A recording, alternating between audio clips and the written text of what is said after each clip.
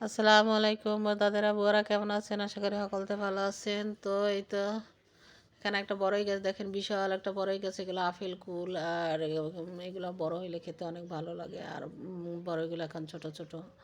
আর এখানে দেখেন একটা কলা গাছ। তো এই কলা গাছটা অল্প কটা আনাজ কলা ধরছে, তো গাছটা ছোট থেকে ভেঙে গেছে। আর এখানে হচ্ছে যে দরজার ভিতরে যে নেট দিয়ে বেড়া দিয়ে রাখছে, এখানে হাঁস পালে। সবসময় পালে না, কারণ এই যে ছেড়েছে গাছ আর বিভিন্ন ধরনের গাছ লাগাইছে।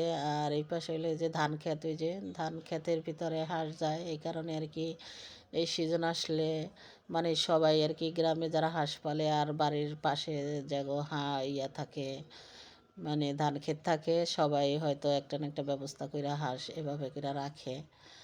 এই যে দেখেন এইভাবে আর কি এখানে ট্যাপ পোনা দেওয়া আছে, এগুলোকে ট্যাপ পোনা বলি আমরা। আর কোন কোন জায়গায় কী বলে জানি না। তো এর ভিতর হাঁস থাকে, দিনে এখানে থাকে, রাত্রে নিয়ে পরে আর কি ঘরে দেয়, খোপের ভিতরে দেয়। আর এখানে দেখেন এই যে ছোট্ট একটা বড়ই গেছে, অনেক বড়ই ধরছে অনেক। তো বড়ইগুলো এখন ওই যে ছোট ছোট, একদম ছোট, কিন্তু গাছটাতে অনেক বড়ই ধরছে। এত ছোট গাছে এত বড়ই। আর এই যে আমাদের গ্রামের দৃশ্যটা আপনাদের কেমন লাগলো? যদি ভালো লাগে লাইক কমেন্ট শেয়ার করবেন। ধন্যবাদ, আল্লাহ হাফেজ, সবাই ভালো থাকবেন। আর এখানে এই যে কলা গাছ।